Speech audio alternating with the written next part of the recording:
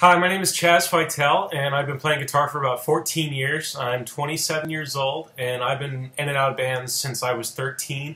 I'm currently in a cover band that plays around the DC area, and I started taking lessons from Jim when I was around 15 years old until the time I went off to college, so roughly around 3 years. The first time I had started playing, I'd only been playing for a couple of years. I had not had really any experience with lessons and teachers before.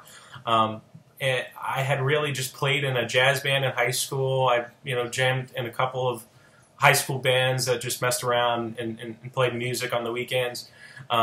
So I knew I wanted to get a lot better because I saw this as something that I could do for a really long time. And if I'm going to play for that long, I want to have something to show for it. So clearly I wanted to get a lot better at playing.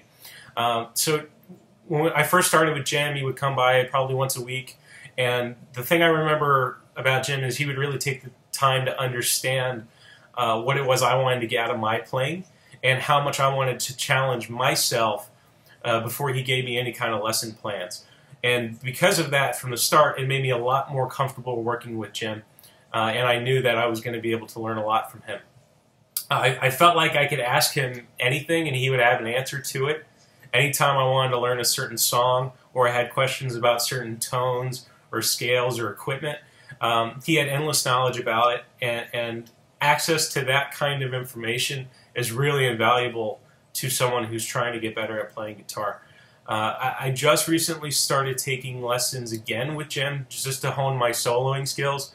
You would think that, after nearly 10 years of not seeing each other or not having lessons together, that there would be some kind of awkwardness or something during that first lesson, but really we just picked it up right off the bat, right off where we left off.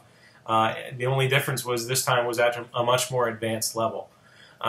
Jim is still a friend of mine, I consider to this day, and I highly value the skills he's been able to teach me over the years. I really do think you're going to be able to learn a lot from Jim Steed.